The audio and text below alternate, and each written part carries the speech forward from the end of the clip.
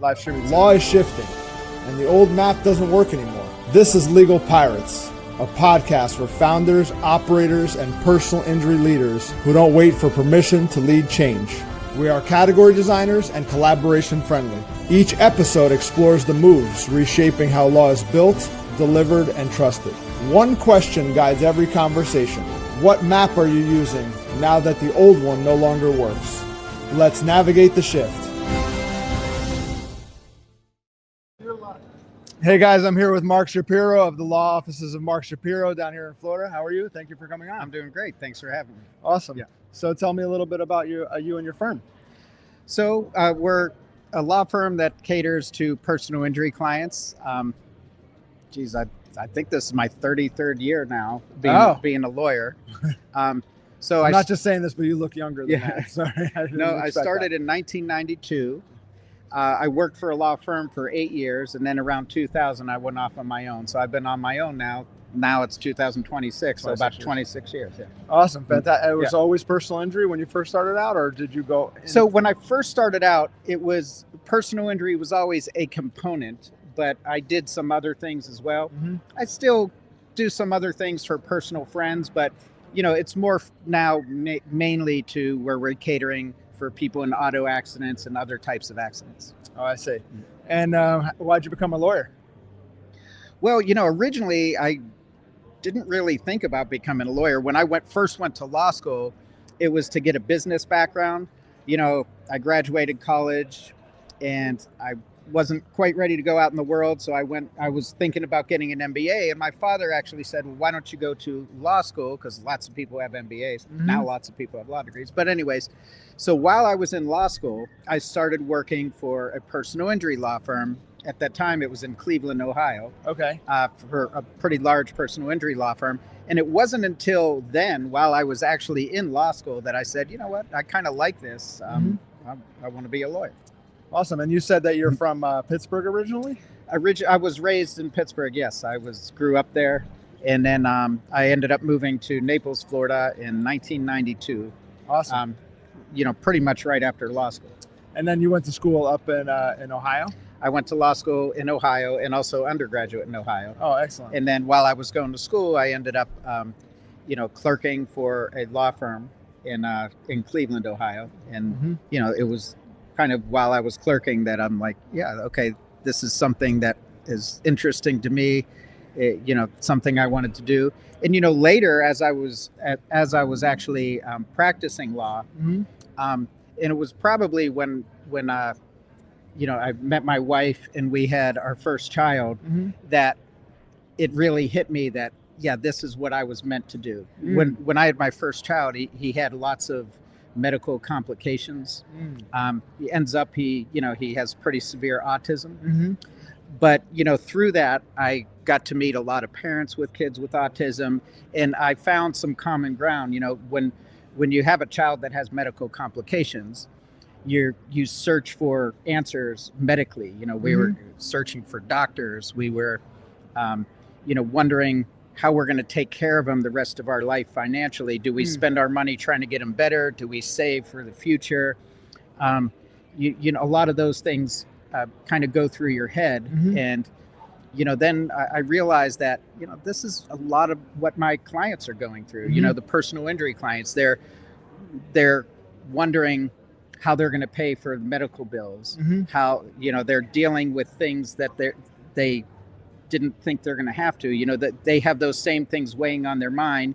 And finally, for the people that are seriously injured, they have to come to grips with, I'm going to have to live a life that's different than what I expected, which is the same thing I had to do.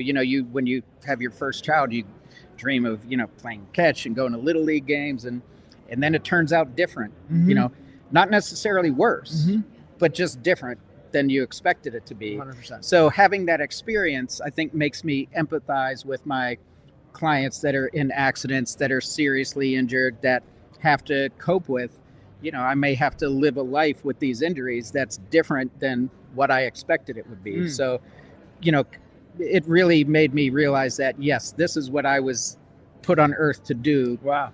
And maybe in some respects, having a child with autism is, and I'm not wishing this, but in some ways it's a blessing. Yeah. It made me It made me a better lawyer. It made me get involved with charities and some groups that are out there where I met a lot of good people. My wife is on the board of several autism related things. I'm actually on the board of a charter school that caters to kids with autism. That's new to my area. So, it's free to parents. It's paid for by the state. So, these things might have never happened if I didn't experience what I experienced. So, they say everything happens for a reason. So, when you have something like happens like this in your life, I think it's important to have some good come out of it. So powerful, because I can hear the empathy, and I know that that's so important to clients. I hope that comes through. I know it comes through here, but as a message, like if somebody's looking for a lawyer, what better person to go to than someone that's empathetic or that has felt some kind of pain like you have? Well, thank you. I have a saying that it's not what we do, but it's why we do it. 100%. Yeah, I love that. Awesome. So since we're at AI for PI, I guess we should talk about AI just, in general, or how are you using AI so far, if at all?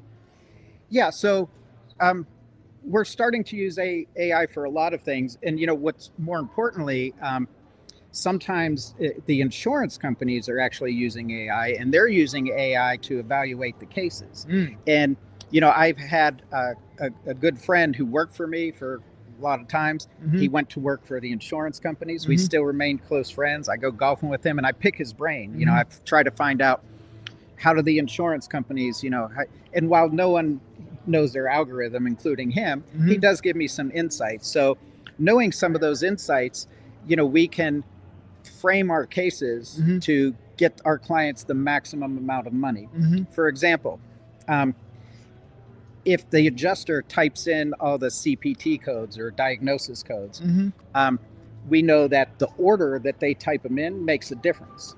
So using AI, we can have it go through our clients' medical records and pull out the CPT codes and list them in order from most severe to least severe. Wow. So we give those to the adjuster in our demand package so that it's all laid out for them. So they don't have to hunt through, because if the adjuster has to hunt through the medical records to find the diagnosis and they miss one, that affects the value of the case. If they put them in the wrong order, that can affect the value of the case. So knowing some of these insights, we can use AI. And also, it makes our office more efficient. We can use AI to find things that maybe the client didn't realize. Like, for example, the AI analyzes the medical records. Okay. Maybe in the medical records, we hear things like, headaches, loss of short-term memory, mood changes, depression, irritability. And we're like, those are and through the AI, they're like, those are all signs of a frontal lobe injury. Was your client potentially in an accident where, their head was violently thrown forward? Like, some clients may say, well, oh my God, I didn't hit my head in the accident, so how could I have a head injury? But they don't realize that you don't need to do that. Like, if your head's thrown violently forward, your brain can actually hit the front of your skull and cause a frontal lobe injury, which controls things like mood, depression, headaches, things smell funny to you, things taste funny to you. So it can point out things that maybe the client didn't even know they had. And we can say, hey, you might need to see a neurologist to get this checked out. And if, it could add value to your case that if we didn't have the AI or we weren't looking at those records closely enough, we may never have known about and may never have got you compensated for that. So, AI, it's about efficiency, but it's also, about adding value to potentially to the case and maximizing our clients' case values. That's phenomenal. So, I mean, first you talked about empathy, and now you're talking about like deep understanding of both sides of the law, plaintiff and also the insurance. So if somebody's looking for a lawyer, not to disparage any other lawyers at all, but it seems like empathy and somebody that knows this level of it's invaluable. It's somebody that's who you want to pick. Well, when you do care about the clients, you care about getting them the most. a lot of times I'm not a doctor. I can't fix the clients.